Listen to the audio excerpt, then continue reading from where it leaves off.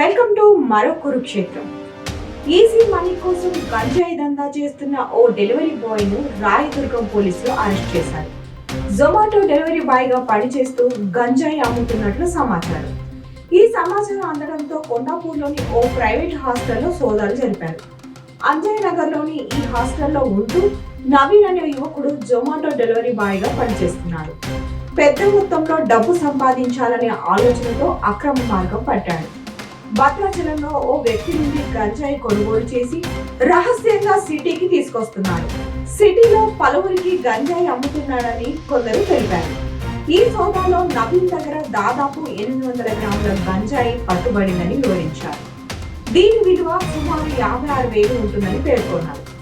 నవీన్ పై case నమోదు చేసి దర్యాప్తు చేస్తున్నామని, గంజాయి ఎవరి దగ్గర నుంచి కొనుగోలు చేశాడనే వివరాలు రాబట్టేందుకు ప్రయత్నిస్తున్నట్టు తెలిపారు. మరిన్ని లేటెస్ట్ అప్డేట్స్ తో మళ్ళీ